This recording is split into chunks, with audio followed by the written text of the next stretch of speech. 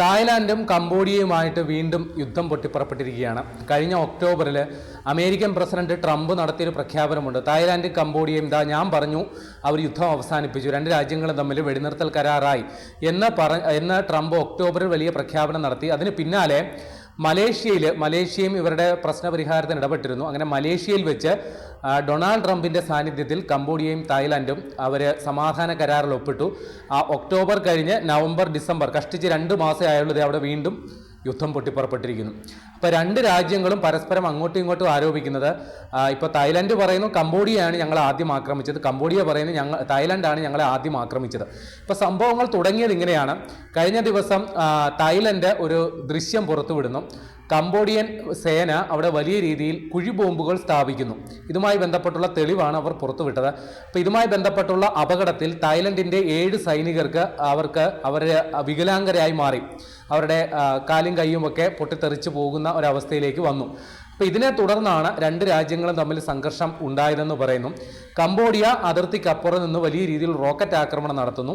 Thailand American നിർമ്മിത F-16 യുദ്ധവിമാനങ്ങൾ ഉപയോഗിച്ച് വ്യോമാക്രമണം നടത്തുന്നു. അപ്പോൾ ഇന്നത്തെ ഒരു വിവരമനുസരിച്ച് തായ്ലൻഡ് കംബോഡിയയിലെ 7 സ്ഥലങ്ങളിൽ ബോംബാക്രമണം നടത്തി എന്നുള്ളതാണ് വിവരം. അപ്പോൾ കംബോഡിയയിലും തായ്ലൻഡിലും ഉണ്ടായ മരണനിരക്ക് സംബന്ധിച്ചുള്ള കൃത്യമായ വിവരം നമുക്കില്ല. ഒടുവിൽ ലഭിക്കുന്ന വിവരം പ്രകാരം 21 പേർ രണ്ട് രാജ്യങ്ങളിലുമായി യുദ്ധക്കെടുതികളിൽ കൊല്ലപ്പെട്ടിട്ടുണ്ട് എന്നുള്ളതാണ് വിവരം. ഏതാണ്ട് 7 ലക്ഷത്തോളം പേർ രണ്ട് രാജ്യങ്ങളിൽ നിന്നും പലായനം ചെയ്തിട്ടുണ്ട് എന്നുള്ള വിവരങ്ങളും വരുന്നുണ്ട്. രണ്ട് രാജ്യങ്ങളിലെ അതിർത്തി മേഖലകളിൽ നിന്ന് സുരക്ഷിതമായ സ്ഥാനങ്ങളിലേക്ക് 7 ലക്ഷത്തോളം പേർ പോയിട്ടുണ്ട് എന്നുള്ള വിവരവും വരുന്നുണ്ട്. അപ്പോൾ ഈ യുദ്ധം ഇപ്പോൾ നടക്കുന്നത് ഈ തായ്ലൻഡിൻ്റെയും കംബോഡിയയുടെയും അതിർത്തി മേഖലയിലാണ്. അവിടെ കംബോഡിയയുടെ കംബോഡിയയുടെ വടക്ക് പടിഞ്ഞാറ് മേഖലയിലെ 6 പ്രവിശ്യകളും തായ്ലൻഡിൻ്റെ വടക്ക് കിഴക്ക് മേഖലകളിലെ 6 പ്രവിശ്യകളിലുമാണ് ഇപ്പോൾ യുദ്ധക്കെടുതികൾ നേരിടുന്നത് എന്നുള്ളതാണ് പുതിയ വിവരം. അപ്പോൾ രണ്ട് രാജ്യങ്ങളും അടിയന്തരമായിട്ട് സമാധാന കരാറിൽ ഏർപ്പെടണം എന്ന് ട്രംപ് ഇടപെട്ട് ആവശ്യപ്പെട്ടിട്ടുണ്ട്. ട്രംപ് രണ്ട് രാജ്യങ്ങളുടെയും പ്രധാനമന്ത്രിമാരുമായിട്ട് ഫോണിൽ സംസാരിച്ച് അടിയന്തരമായി അവർ സമാധാന കരാറിൽ ഏർപ്പെടും, വെടിനിർത്തൽ കരാറിൽ ഏർപ്പെടും എന്ന് ട്രംപ് പ്രഖ്യാപനം നടത്തി. പക്ഷേ ഇപ്പോഴും അവിടെ ഏറ്റുമുട്ടൽ തുടരുന്നു എന്നുള്ളതാണ് വാർത്ത. ട്രംപിൻ്റെ ആഹ്വാനവും ഒക്കെ തള്ളിക്കൊണ്ടാണ് ഇപ്പോൾ പ്രഖ്യാപനം വന്നേക്കുന്നത്. അതിനിടയിൽ തായ്ലാൻഡ് പ്രധാനമന്ത്രി, അദ്ദേഹത്തിൻ്റെ പേര് അനുതിൻ ചാൻവിറാക്കുൾ എന്നാണ് അദ്ദേഹത്തിൻ്റെ പേര്. അപ്പോൾ ഈ അനുതിൻ പറഞ്ഞേക്കുന്നത് അമേരിക്കൻ പ്രസിഡന്റ് ഇടപെട്ടിട്ടുണ്ട്, പക്ഷേ ഞങ്ങളുടെ യുദ്ധവും അമേരിക്ക ഞങ്ങളുമായിട്ട് നടത്തുന്ന ട്രേഡുമായിട്ട് കൂട്ടിക്കുഴയ്ക്കാൻ പാടില്ല. അങ്ങനെ ട്രംപ് ഇപ്പോൾ വെടിനിർത്തൽ കരാറിനെ കുറിച്ച് പ്രഖ്യാപനം നടത്തിയെങ്കിലും അത് ഈ ട്രേഡുമായി ബന്ധപ്പെട്ട് യാതൊന്നും തന്നെ അദ്ദേഹത്തിൻ്റെ പരാമർശത്തിൽ വന്നിട്ടില്ല എന്നുള്ളതും ഇതുമായി ബന്ധപ്പെട്ട ശ്രദ്ധേയ സംഗതിയാണ്. അപ്പോൾ അവിടെ ഇപ്പോൾ രണ്ട് രാജ്യങ്ങളും തമ്മിലുള്ള യുദ്ധം എന്ന് പറയുന്നത് കാലപ്പഴക്കം കുറേ ചെന്നതാണ്. രണ്ട് രാജ്യങ്ങൾ തമ്മിൽ അതിർത്തി തർക്കം കുറേ കാലമായിട്ടുള്ളതാണ്. പലപ്പോഴായിട്ട് സംഘർഷത്തിലേക്ക് അത് വഴിമാറിയിട്ടുമുണ്ട്. അപ്പോൾ ഇത് ചരിത്രം പറയുകയാണെങ്കിൽ ഇത് തുടങ്ങുന്നത് തന്നെ 1907 അന്ന് ഈ തായ്ലൻഡും കംബോഡിയയും ഒറ്റ രാജ്യമായിട്ട് ഫ്രഞ്ച് കോളനിയായിരുന്നു. ഫ്രഞ്ചുകാർ അടക്കി ഭരിച്ചുകൊണ്ടിരുന്ന സ്ഥലമാണ് ഈ തായ്ലൻഡും കംബോഡിയയും. അപ്പോൾ ഇവർ പിൻവാങ്ങുന്ന സമയത്ത് 1907 അതിർത്തി നിർണയം നടത്തി. അങ്ങനെ അതിർത്തി നിർണയം നടത്തിയ ആ അതിർത്തി രേഖ അത് ഇപ്പോൾ ഈ രണ്ട് രാജ്യങ്ങളും അംഗീകരിക്കുന്നില്ല എന്നുള്ളതാണ് സംഗതി. അപ്പോൾ ഇവിടെ ഈ അതിർത്തി മേഖലയിൽ തായ്ലൻഡിൻ്റെയും കംബോഡിയയുടെയും അതിർത്തി മേഖലയിൽ ഈ യുനെസ്കോയുടെ പൈതൃക പട്ടികയിൽപ്പെടുന്ന ഒരു ശിവക്ഷേത്രമുണ്ട്. അതിനെ പ്രീഹ് വിഹാർ എന്നാണ് അറിയപ്പെടുന്നത്. അപ്പോൾ അവിടെ അതിനെ പ്രാദേശിക ഭാഷയിൽ അറിയപ്പെടുന്നത് പ്രസാദ് തൻ മുൻതോം എന്നും അതേപോലെ ഇതേപോലെ പ്രാദേശികമായിട്ടുള്ളതിന് പേരുണ്ട്. ഒരു ക്ഷേത്രം മാത്രമല്ല, ഒന്നിലധികം ക്ഷേത്രങ്ങൾ അവിടെ ഉണ്ട് എന്നുള്ളതാണ്.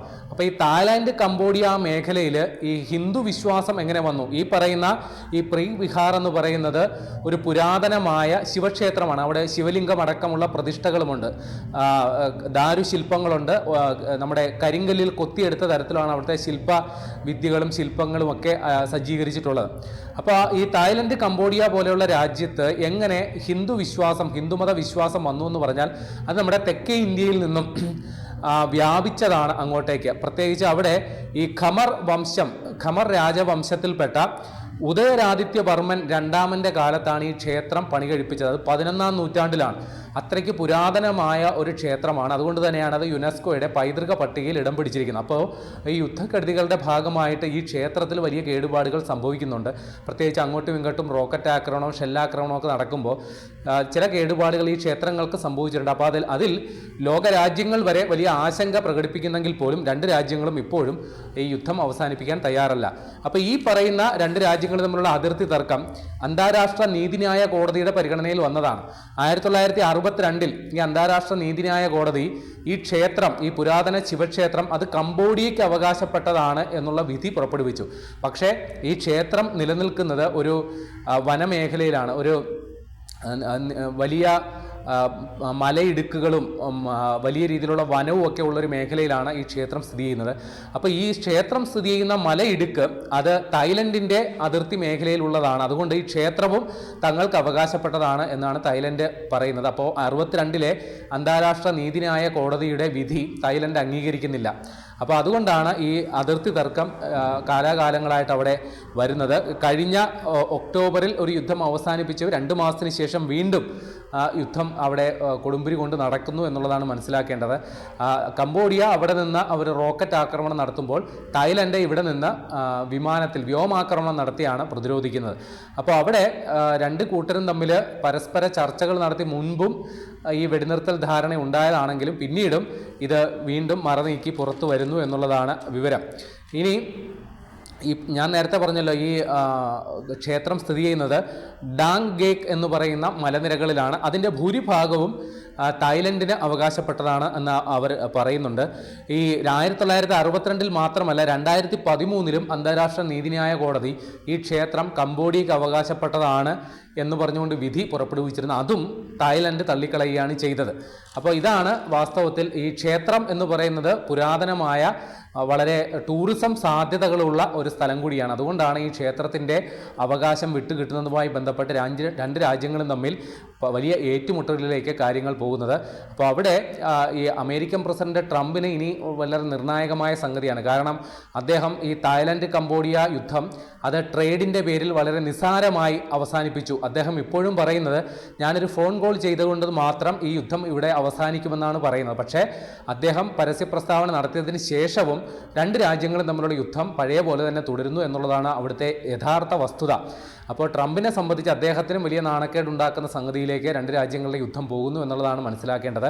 ഏതായാലും ഇത് വലിയ രീതിയിലുള്ളൊരു തുറന്ന യുദ്ധത്തിലേക്ക് പോകാനുള്ള സാധ്യത തൽക്കാലം ഇല്ല എന്ന് തന്നെ മനസ്സിലാക്കണം. കാര്യം രണ്ട് രാജ്യങ്ങൾ തമ്മിൽ അങ്ങനെ വലിയ രീതിയിൽ ഒരു തുറന്ന യുദ്ധത്തിലേക്ക് പോകാനും പര്യാപ്തമായ വലിയ ഒരു സാമ്പത്തിക ശേഷിയുള്ള രാഷ്ട്രങ്ങളൊന്നുമല്ല.